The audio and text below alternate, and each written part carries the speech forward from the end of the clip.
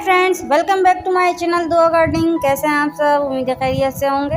दोस्तों, आज की वीडियो में मैं आपको बताऊंगी कि यका प्लांट की प्रूनिंग हम कब, क्यों और कैसे करते हैं। इसके लिए आपके पास किसी भी वैरायटी का यका प्लांट हो, यहाँ पर मेरे पास वेरीगेटेड यका प्लांट है। दोस्तों, यका प्लांट अगर हमारे पास जमीन में लगा हुआ है, क्यारी में लगा हुआ है, तब तो हमें इसकी प्रूनिंग की कोई ख़ास ज़रूरत नहीं होती।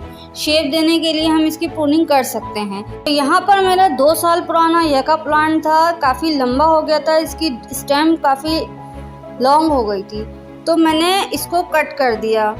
उसके बाद मैंने इसके ऊपर मोम पिघला के, मोमबत्ती जला के उसका मोम टपका दिया था, ताकि इसका मॉइस्चर जो है ना उड़ ना सके। यहाँ पर गर्म मोम टपकाने का एक और रीज़न है कि इस पर फंगस वगैरह अटैक नहीं होंगे। कीड़े मकोड़े, छोटी मक्खियाँ जिससे फंगस एक्टिवेट होता है, वो चीज़ें इस पर अप्लाई नहीं हो सकेंगी, क्योंकि ये एकदम कवर हो गया है, एकदम ये ढक गया है।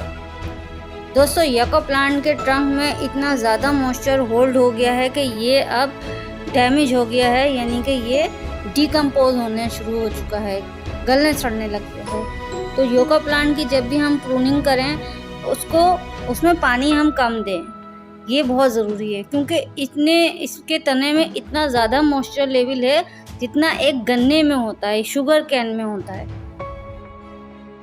अब ये जितना हिस्सा गल गया है उतना हिस्सा मैं कट करके निकाल दूंगी, और इसमें से स्मेल भी बहुत ही बैड स्मेल आ रही है, तो इसको जल्द से जल्द मैं काट के इसको, ओहो ये देखें, ये पौधा भी थोड़ा सा हमारा जो न्यू शूट, बेबी शूट निकल रहे थे, वो भी हमारे थोड़े से कट गए हैं।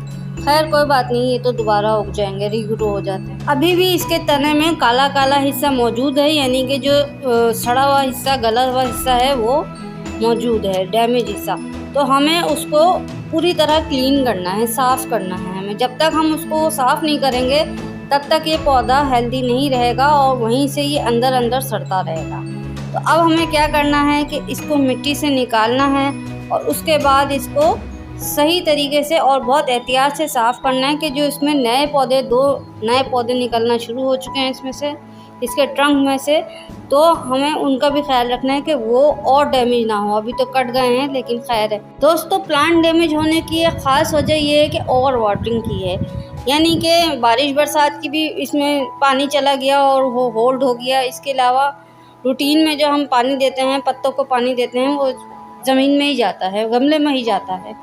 तो इस वजह से भी इसका भी ख्याल रखना है। अगर आपको पत्ते भी वॉश करने हैं, तब भी इसकी ज़मीन, यानी कि इसकी मिट्टी का पानी खुश्क हो जाए, जब भी आप इसके पत्ते भी वॉश करें, पत्ते भी धोएं। इसके अलावा इसमें पानी इसमें ज़्यादा नहीं डालें। इसके अलावा यहाँ पर ये एक रेगिस्तानी पौधा है। बेसिकली रेगिस्तानी पौधे में ये होता है कि बहुत से रेगिस्तानी पौधे अलग अलग तरह जो है पानी स्टोर करते हैं। कुछ पौधों के पत्तों में पानी स्टोर होता है, कुछ पौधे के ट्रंक में पानी स्टोर होता है, और कुछ पौधों की जड़ों में पानी स्टोर होने की सलाहियत कुदरती तौर पर होती है। ये एक इनके नेचुरल ग्रोथ सिस्टम होता है।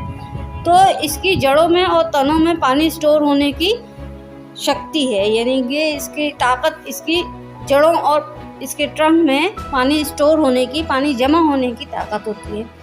तो अगर हम इसको ज़्यादा पानी ऑफ़र करते हैं, तो पौधे का काम है पानी स्टोर करना।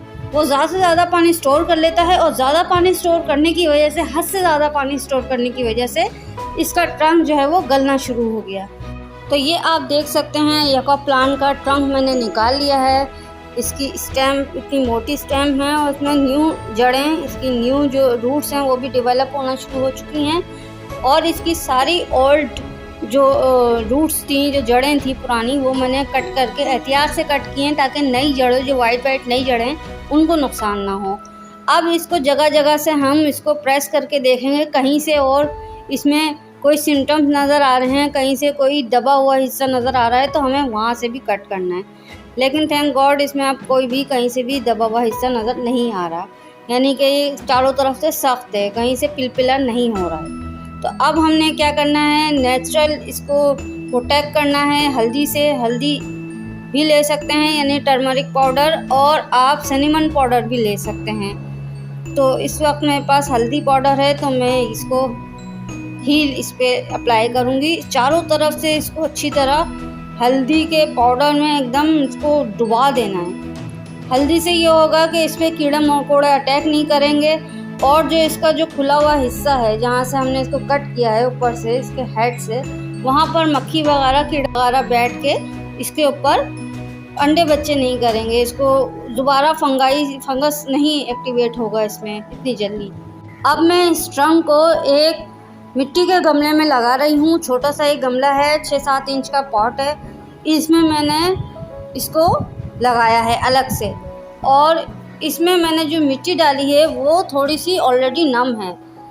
तो अब मैं इसको पानी नहीं दूंगी, 1 या 2 दिन तक मैंने इसको पानी नहीं देना है। उसके बाद जब मैं इसको पानी दूंगी तो सिर्फ इसकी मिट्टी में स्प्रे से थोड़ा थोड़ा दूंगी, ताकि इसके ट्रंक को पानी ना टच हो। अगर मैंने इसको ऊपर से पानी दे दिया तो ये ऊपर से दोबारा गलना शुरू हो जाएगा और ये पूरा ट्रंक, पूरा तना जो है ना, जो ये इसकी जो पत्ते निकल रहे हैं ये भी गल जाएंगे। तो पानी हमें इसमें, अब इस सिचुएशन में पानी हमें इसको बहुत एहतियात से देना है, क्योंकि इसकी जड़ों में, उसके तने में ऑलरेडी बहुत सारा पानी जमा है। और इसको चेक भी करते रहना है, खुश्क हाथों से, सैनिटाइज हाथों से, गंदे हाथों से इसको टच ना करिएगा, क्योंकि फिर इसमें एक्टिवेट हो जाएगा फंगस, काई इसमें लग जाएगी और कीड़े मकोड़े इसमें डेवलप हो जाएंगे। तो इसको पानी हमें इस तरह देना है। और इसके अलावा इसको हमें थोड़ा धूप में रखना है, थोड़े से भी एरिए में आपकी धूप आती हो, इस टाइम इसको धूप की ज़रूरत है। और पानी इसको रोज़ चेक करना है।